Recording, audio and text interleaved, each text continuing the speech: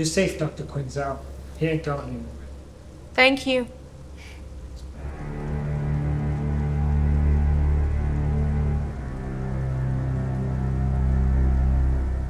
Nervous? Are we, Doctor? Quinzel. Oh, it's a pleasure to meet you. And what name do you prefer?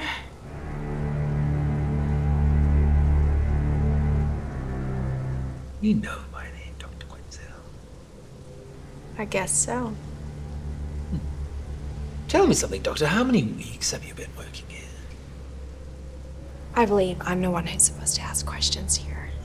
Right you are. My apologies. Apology accepted. Manners. Oh, I must say it's refreshing to talk to someone who has them these days.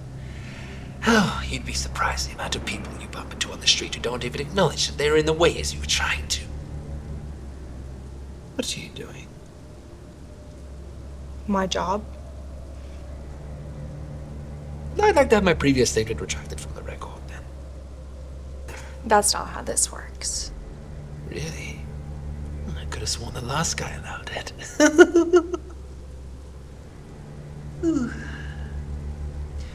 You know, Doctor, I've recently been thinking about taking a little trip. I'm sure you have. Please, humor me. Okay. I've always wanted to go somewhere tropical. Like the beach. Feel the sand between my toes and the waves crashing down on me. See the seagulls flying above in the clear blue sky.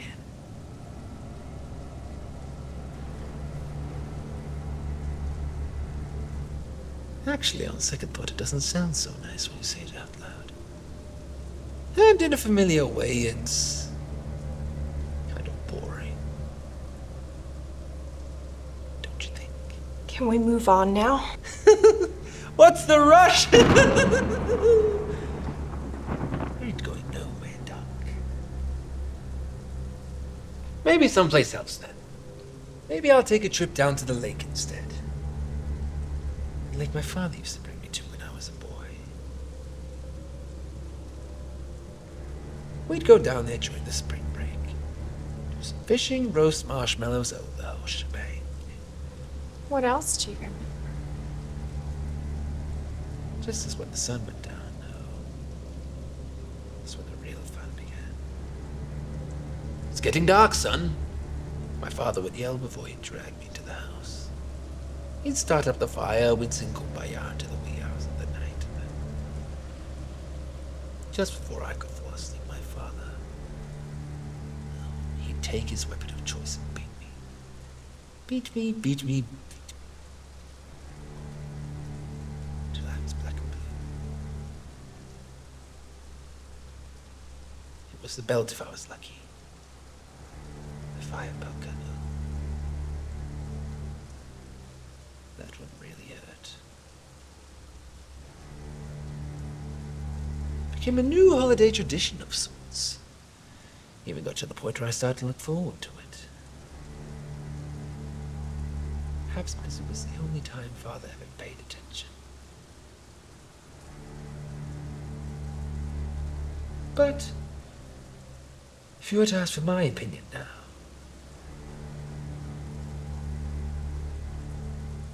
I probably would have gone with the crowbar. Why the long face, Doctor?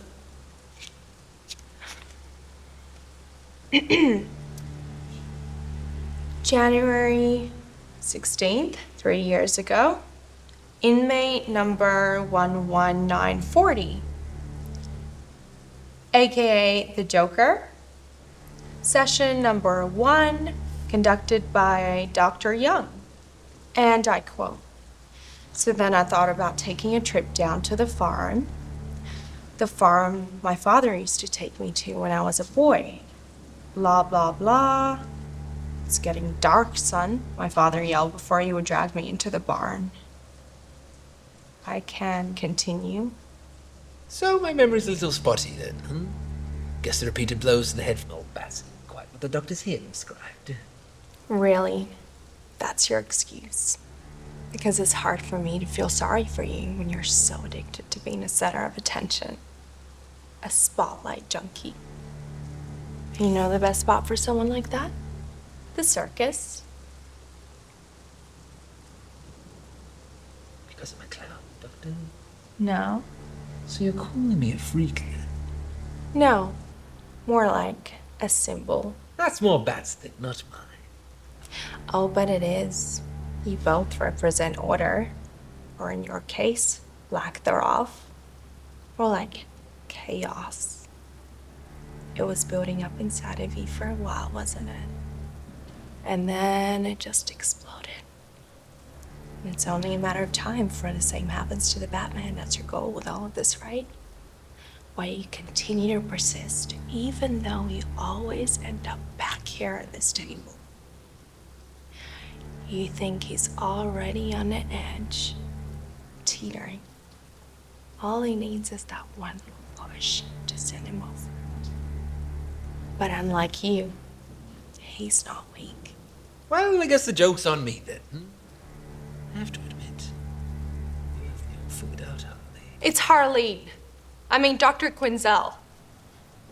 Not Harley. My apologies. I just feel like we already know each other so well. You can't scare me like every other doctor here. That pathetic little sob story you tell everyone is just as shallow as you. You like to pretend you're some tortured soul.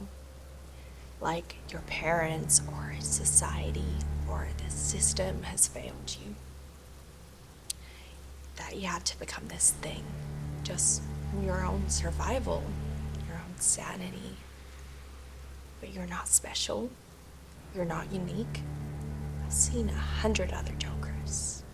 Some, I would argue, even funnier. Tell me what you really think. Why continue with this facade? What has it brought you?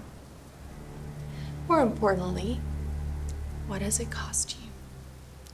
Just because you feel like your life has no meaning doesn't mean others feel the same. Well, I'm going to guess you didn't grow up in Gotham. Your parents are probably halfway across the country. A long, long way away.